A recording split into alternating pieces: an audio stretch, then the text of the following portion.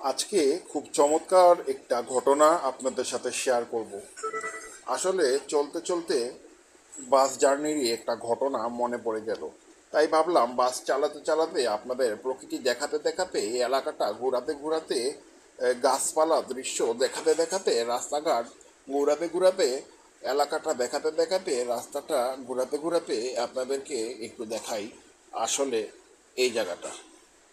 তো মূলত দেখতে পাচ্ছেন জায়গাটা, এই জায়গাটার নাম হলো, বলুন তো কি, আপনারা জানেন কি না এই জায়গাটার নাম?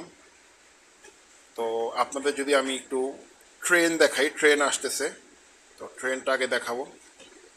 একটু এদিকে তাকাই না, ট্রেনটা আপনারা আগে দেখেন।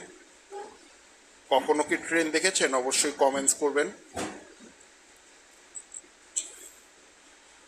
তো এই জায়গাতে একটু স্লো এক্সেলেটার করতে হবে, এক্সেলেটার না করে জাস্ট ব্রেক পাড়া দিয়ে হলো চালালে হলো ভালো।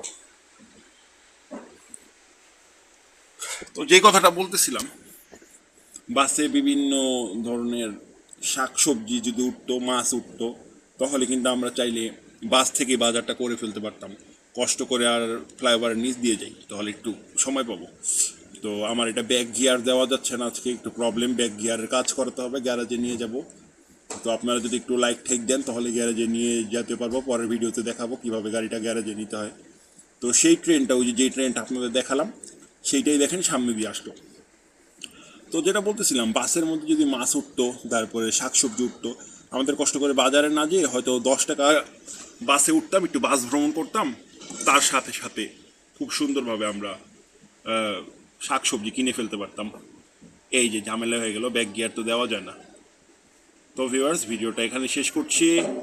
ভালো থাকবেন সবাই, লাইক অ্যান্ড সাবস্ক্রাইব।